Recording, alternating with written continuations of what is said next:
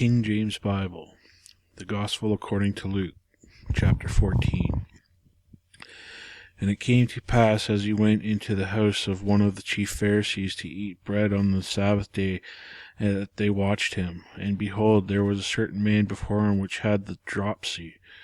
And Jesus answering spake unto the lawyers and Pharisees, saying, Is it lawful to heal on the Sabbath day? And they held their peace, and he took him and healed him, and let him go.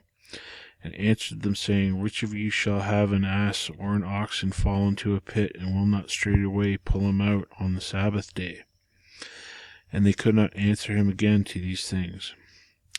And he put forth a parable to those which were bidden, when he marked how they chose out the chief rooms, saying unto him, When thou art bidden of any man to a wedding, sit not down in the highest room, lest ye a more honourable man that thou be bidden of him. And he that bade thee and him come and say to him, Give thee this man place, and thou begin with shame to take the lowest room.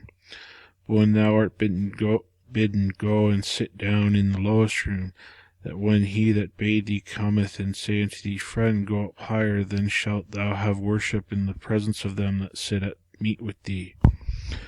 For whomsoever exalteth himself shall be abased, and he that humbleth himself shall be exalted.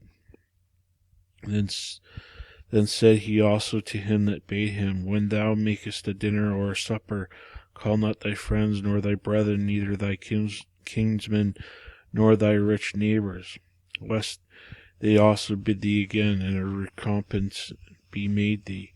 But when thou makest a feast, call the poor, and maimed, and lamed, the blind, and thou shalt be blessed, for they cannot recompense thee, for thou shalt not be recompensed at the resurrection of the just. And one of them that sat at meat with him heard these things. He said unto him, Blessed is he that shall eat bread in the kingdom of God. Then he said unto him, A certain man made a great supper, and bade many, and sent his servants at supper time to say to them that were bidden, Come, for all things are now ready.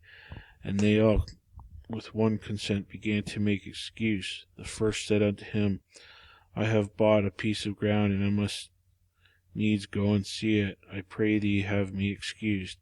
And another said, I have bought 5 yoke of oxen, and I go to prove them. I pray thee have me excused. And another said, I have married a wife, and therefore I cannot come. So that servant came and shewed his lord these things. Then the master of the house, being angry, said to his servant, Go out quickly into the streets and lanes of the city, and bring in hither the poor, and the maimed, and the halt, and the blind. And the servant said, Lord, it is done as thou hast commanded, and yet there is room.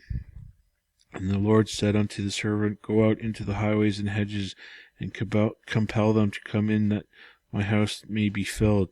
For I say unto you, that none of those men which are bidden shall taste of my supper. And there went a great multitude with him, and he turned and said unto them, If any man come to me, and hate not his father and mother and wife and children and brethren and sisters, yea, and his own life also, he cannot be my disciple. And whosoever doth not bear his cross and come after me cannot be my disciple. For which of you intended to build a tower sitteth not down first and counteth the cost, whether he hath sufficient to finish it? Lest haply after he hath laid the foundation and is not able to finish it, all that behold it began to mock him, saying, This man began to build and was not able to finish.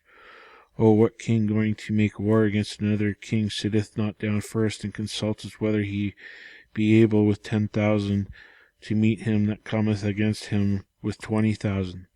Or else, while the other is yet a great way off, he sendeth an ambassage in divers conditions of peace. So likewise, whosoever he be of you that forsaketh not all that he hath, he cannot be my disciple. Salt is good, but if the salt have lost his savour, wherewith shall it be seasoned? If neither fit for the land, nor ye for the dunghill, but men cast it out. He that hath ears to hear, let him hear.